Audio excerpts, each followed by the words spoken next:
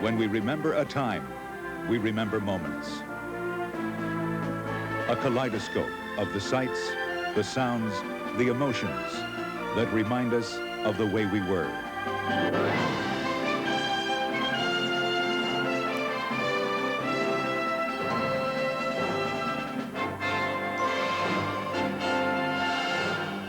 Our world. It's about time. Tonight, Gone with the Wind, the making of a classic. Here are Linda Ellerbee and Ray Gandolf. For the next hour, think of your television set as a time machine. And think of our attic as an atelier where David O. Selznick created his Mona Lisa. Welcome to Our World. Tonight's edition is different.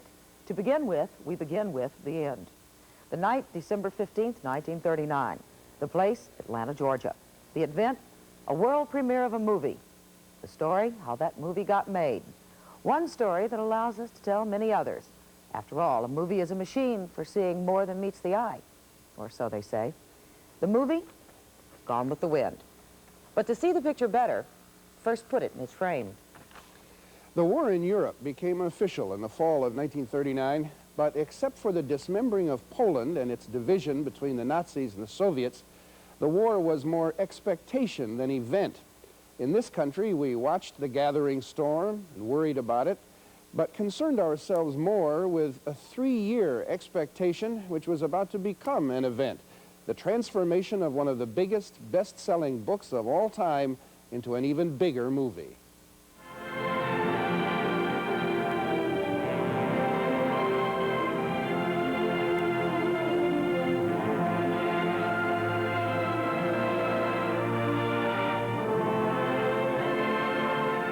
A dream remembered, a civilization gone with the wind. The nerve it took to rewrite the book's beginning was the same nerve it took for an independent studio to try to make this movie. The nerve belonged to David O. Selznick. Marcella Rabwin was, at the time, Selznick's assistant. Selznick's ambition was to make as great a picture as it was humanly possible to make. And in my opinion, of course, he did. Maybe, maybe not. Ever is a long time. But he did make a war movie to make you forget the war, which, according to Mary Anderson, Maybelle Merriweather in the film, was what we wanted. We had just come out of a severe, severe depression, and everything with Hitler was starting in Germany, and the people were looking for a fairyland, a wonderful, wonderful dream to come true. But if dreams come true, then so do nightmares. On September 1st, Hitler invaded Poland. 2 days later, Britain and France went to war against Hitler. World War II had begun. Wir fliegen zu Weichsel und warten, wir fliegen ins polnische Land. Wir treffen das Schwert, das feindliche Heer, wir blitzen und wollen und Brand.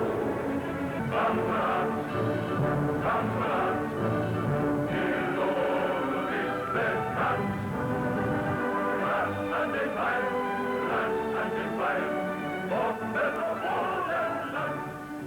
Hitler stepped on Poland, crushing it under the German heel as if it were of no consequence, and sure of Russia's support, made ready to enter a conquered Warsaw. Poland cried out for help, but there was no answer. On September 17th, the Soviets invaded Poland too. By the 1st of November, Germany and the Soviet Union sliced Poland into 2 pieces. One for Germany, one for the Soviet Union, none for Poland. Americans rushed back to the home of the brave and neutral, or so President Roosevelt said it was. Let no man or woman, thoughtlessly or falsely, talk of sending American armies to European fields. I hope the United States will keep out of this war. I believe that it will. And I give you assurance and reassurance that every effort of your government will be directed toward that end. FDR's Tightrope Act, described by his son, James. We had a Neutrality Act which kept the country from doing anything that would indicate we wanted one side or the other to win. On the other hand, Father obviously wanted public opinion to back the Allies in order that eventually we would be prepared to take sides. And therefore he made it clear that in his view, we could emotionally and mentally be for one side winning.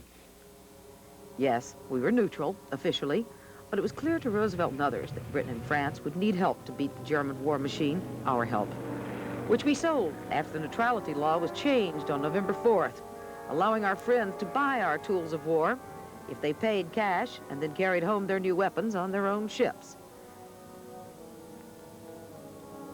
Meanwhile, Britain, the naval legend, tried to blockade Germany, but Germany settled in, comfortable behind what it called the Siegfried Line, a name meant to reassure the German people the way the name Maginot Line reassured the French people. Concrete bunkers, underground railways. What could go wrong? What German force could pass the Maginot? When the British sent an expeditionary force to France, the soldiers behaved more like athletes off to a sporting match, more fight song than fight.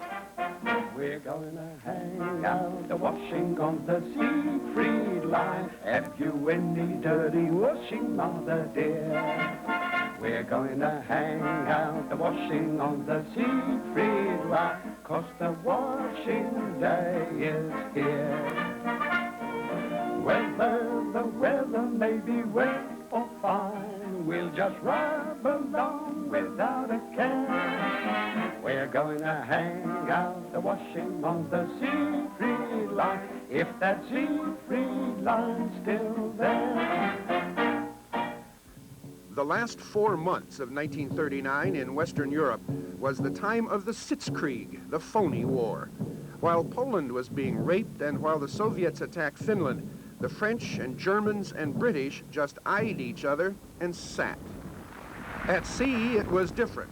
The Germans sank 2 British warships, merchant vessels, and the passenger ship Athenia.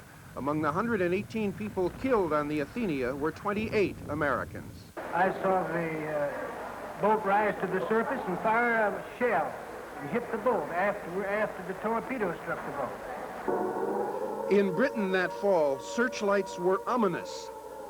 In Hollywood, they meant party time. The premiere of The Little Princess, the new Shirley Temple movie, brought out the stars in galaxies. Tyrone Power was there, and Norma Shearer. In 1939, 483 feature films were produced in Hollywood, and there were lots of diamonds amongst the paste.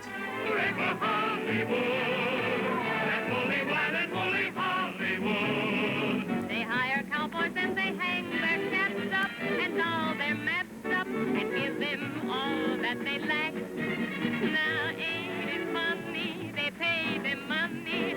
Shows what you can do if your horse can act. Hooray for Hollywood! It's really got me. Hooray! Hooray! Hooray! Hooray! Hooray for Hollywood!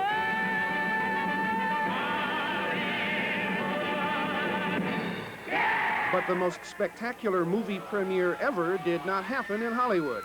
On December 15th, the stars fell on Atlanta. Olivia de Havilland and Vivien Leigh, the female stars of Gone with the Wind, escorted by producer David Selznick. And of course, the king, Clark Gable. No wonder! Atlanta went bananas. More than 100,000 people turned out for the premiere. Georgia's governor proclaimed it a state holiday. Even Rhett Butler smiled. Evelyn Keyes, who played Scarlett O'Hara's younger sister, was raised in Atlanta. When Gone with the Wind came to town, there were parades. There were bands on every corner. It was just the biggest thing that ever happened.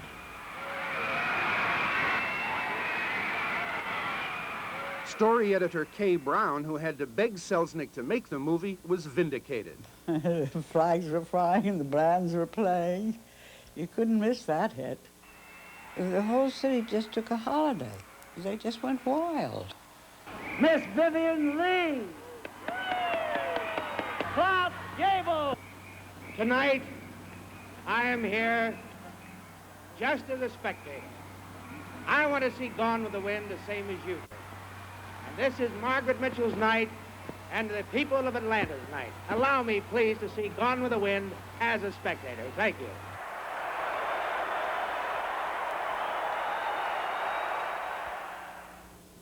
Apparently, we presume that everybody watching this has read the book. or by now seen the movie. If this is not the case, allow me to boil 1,037 pages of book and 3 3/4 hours of movie into television terms. Gone with the Wind is the story of a woman who survives her upbringing, her way of life, 2 of her husbands, and all of her illusions. Other things happen too. Come back for the beginning of the story. Our World continues. Making of a Classic, 1939.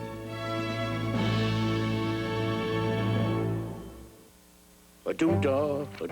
Well, the boy genius. You trying to find out why Kentucky Fried Chicken is America's favorite chicken? Then pay attention, son. Folks just love going to the Colonel's because no one else makes chicken with that special blend of 11 herbs and spices. Any of this getting through to you, son? And of course, no one else's chicken is finger-licking good because nobody else knows the Colonel's secret formula. The secret formula! Kid's too smart for his own good. Kentucky Fried Chicken, we do chicken right. You know, life's too short to worry about impressing other people. I mean, have you ever been really impressed by a person's credit card? What matters about a credit card is how it impresses me. MasterCard gives me what I want, and anything is possible. It goes where I want to go. Could be Timbuktu. When I want, day or night. Don't talk to me about impressions. Give me possibilities. MasterCard. Master the possibilities. Winning's easy. Just give 110%. Speed Stick deodorant gives 110%. Why? It has no alcohol to evaporate. Its protection lasts all day. Glides on dry in just a few strokes. That's 110% protection. Speed Stick deodorant, the wide stick. That's your edge. By Menon. Shaving's rough on sensitive skin, but after aftershave skin conditioner soothes. Sensible care for sensitive skin. AFTA. By Menon. They're here. Nissan has the family sedans you don't have to drive, you're glad to drive. We got the power to make you move. We make you feel like driving. We make you feel like driving. Sentra, the affordable quality sedan. Stanza, real room and comfort for 5. Maxima, our definition of luxury and performance. We make you feel like driving. And the name is Nissan. Friday, Little Webster hits the big time. And it's 5-part harmony with the 4 tops. Then, it's major trouble for Wesley. This is my bunk, which I share with Cadet Hoskins. He's a bedwetter, which is why I have the tops. Mr. Belvedere, right after Webster. Tomorrow.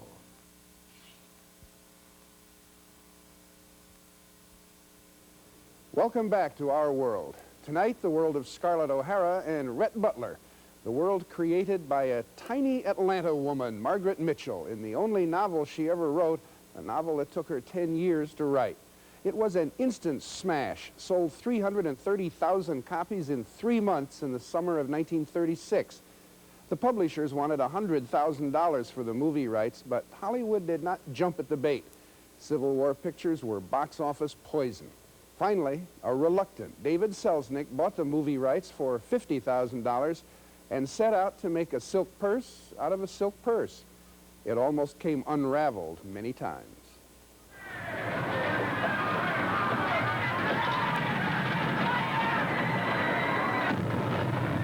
It's the story of complete chaos, out of which, I swear to you, rose the phoenix of this great masterpiece. Nobody liked anybody else on the picture. None of the men ever wanted to be in the picture, had to be persuaded and sold and kicked in the pants to do it. The hours were intolerable. We changed cameramen, we changed directors, we changed casting in midstream. We did all of the worst things that can happen to a picture. Perhaps the best or the luckiest thing to happen to the picture was simply its producer, David O. Selznick. If he was his own Ahab, then his own Great White Whale was a movie that didn't yet exist. And if he made nervous wrecks of the people around him, he also made the picture everybody was betting he couldn't make, but not overnight. He had just discovered Benzedrine, or Benzedrine had just arrived in the world, I don't know. So he ate it like popcorn. Remember the Tarleton twins? Fred Crane played Brent and watched Selznick. They say trifles make perfection, but perfection is no trifle. Well, Selznick was a man like that. The excitement of his ideas, the brilliance of his thinking, as well as the aggravations of his working hours, which, you know, sometimes we'd stay in the projection room till 2, 3 o'clock in the morning. And he's popping the Benzedrine, you know, but we're all falling asleep. He was a fascinating man to work for and the most difficult man I have ever known. Lydia Schiller, his script supervisor, would not disagree about the difficulty. Selznick was always rewriting. He couldn't look at a script without consciously or unconsciously rewriting the scene. To get a script that was satisfactory to Mr. Selznick was just hell on wheels. He had 7 or 8 writers, and in the end, wound up doing the final version himself. Selznick rewrote F. Scott Fitzgerald's words. Selznick rewrote Ben Heck's words. And Selznick rewrote the words of the man who finally got the writer's credit, Sidney Howard. As far as directors, George Cukor was the first, then Sam Wood was hired to stand in for Victor Fleming till he finished his nervous breakdown. And if the American public was certain Clark Gable was Rhett Butler, Gable was not. But Louis B. Mayer was Selznick's father-in-law. Gable worked for Mayer. Even Gable was certain about that. So one thing led to another. The casting of every part was a difficult thing, but the men were almost impossible. Clark Gable, he was trying to get a divorce from his wife, Rhea. And she was adamant. She just wasn't going to have it. And Clark was desperately in love with Carol Lombard. And so the only way he would ever say yes was through the divinations of Mr. Ellerbee Mayer, who said to his wife, if you will divorce Clark, we will give you $500,000, which is more money than she'd ever heard of in her life, provided you get Clark to play the part. And so in order to get the $500,000, she not only agreed to the divorce, but told Clark she would give it to him only on condition that he play this role. So that's how he finally got Gable, a very reluctant Gable.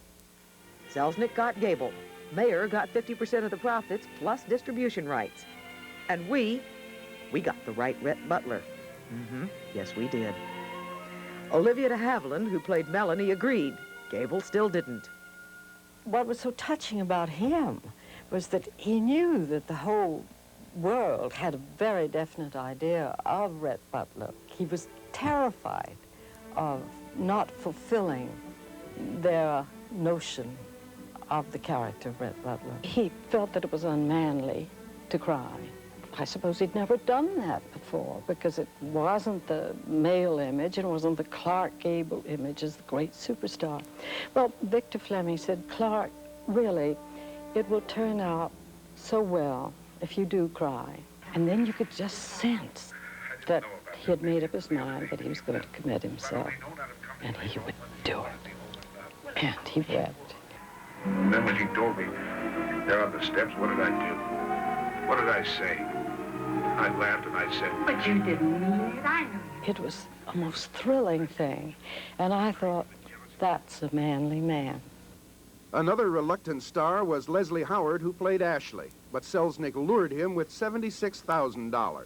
Leslie Howard was completely indifferent. He wouldn't read the book and never did read the book. Indifferent as he was, he never learned any lines except the ones he was immediately involved in tomorrow.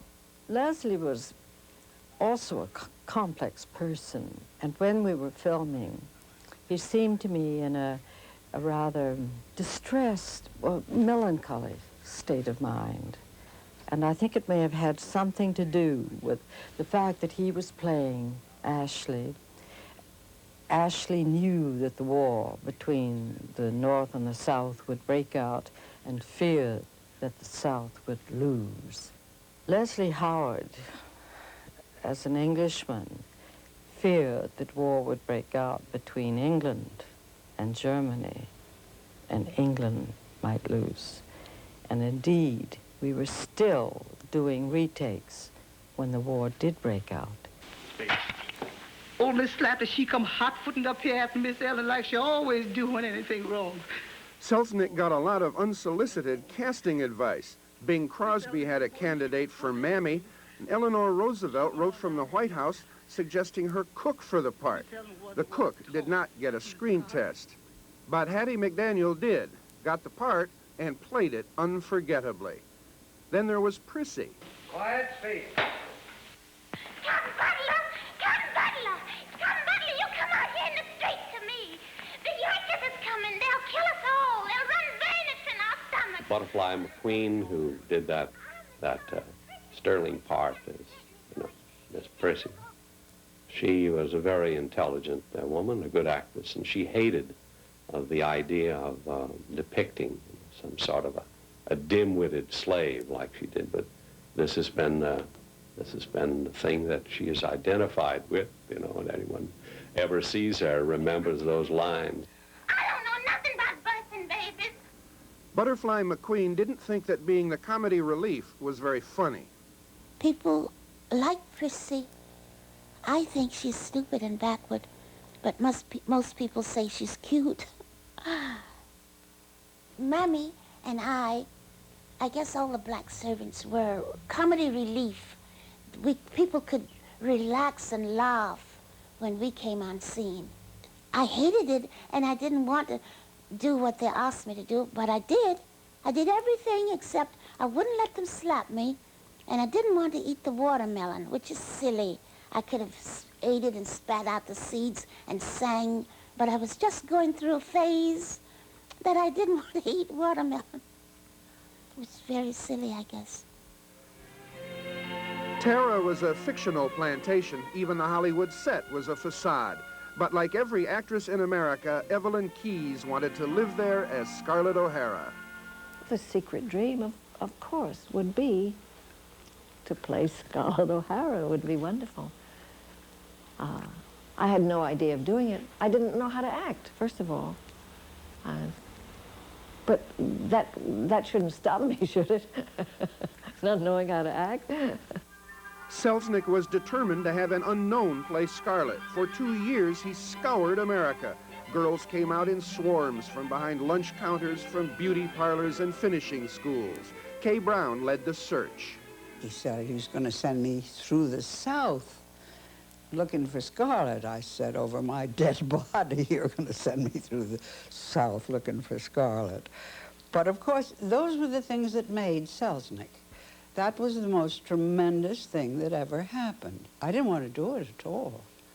In Atlanta, in one day, 500 hopefuls turned out. Selznick spent at least $50,000 interviewing 1,400 would-be Scarletts before confessing to the greatest failure of my career, end quote. We were really looking for Scarlett, but you don't find Scarletts, you know.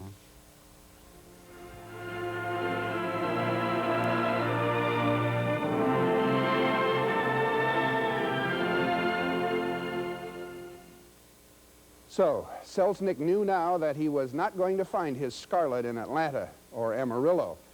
She would not come from Hollywood either, although Selznick screen tested at least 33 American actresses.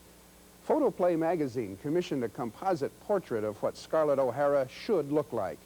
It looked a lot like Vivien Leigh. Come back to our world and we'll show you for the first time ever the screen test of Vivien Leigh and some of the losers. Our world will continue with Gone with the Wind, making of a classic, 1939. When you talk to the experts from Coors about their beer, this is what happens. Now, this is great. Bob Foster here says that his special blend of hops is the one thing that gives Coors its character and its taste. The one thing. Darwin Davidson says it's his two-row barley. And Sun Lee claims it's his specially cultured yeast. That's great. Come on, guys. What is it? Barley. I love it. You want to know why Coors is the one? Teamwork. Stereo television. Once you hear how great it sounds on a Zenith, you'll think we invented it. We did. Zenith. Quality. I'll take that with climate control and 6-way power seats. Gotta have that. How much can you save on 18 new Buick models? It's your option. You can save up to $1,200. Oh, aluminum wheels. Yeah, that'll look sharp. Sounds good, huh? Power windows. You can take your savings as a cash rebate. Apply it to the down payment or the lease payment. It's a better time to buy. So see your participating Buick dealer for details now. Grand Touring suspension. Buick, where better really matters. Ooh, and I want the concert sound system. Now here's your burger, and Sometimes brakes can give you a gentle hint that they need a little work. Take it to Midas. Over 4 million people have trusted their brakes to Midas. Good price, good guarantee. We won't break you. Whoops. Take it to Midas. Whoops, huh? Take it to someone you trust. Zenith's clean, cube-shaped styling gives you so much screen from side to side and corner to corner, it makes watching television a whole new ballgame. Zenith. Quality.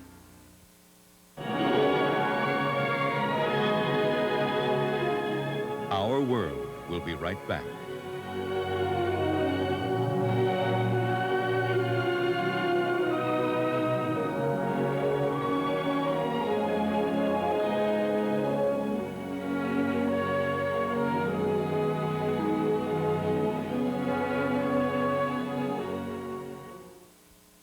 Sunday, Haley Mills is trapped. if we could get our parents together, they get married. With some help. My mom's twin sister. It's Deja Vu in Parent Trap Part 2.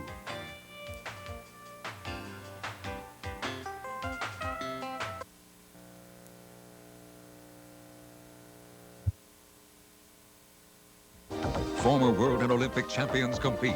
Scott Hamilton, Robin Cousins for the men. For the ladies, Dorothy Hamill, Rosalind Sumners, and more. $40,000 to the winners at the World Challenge of Champions on ABC's Wide World of Sports, Saturday.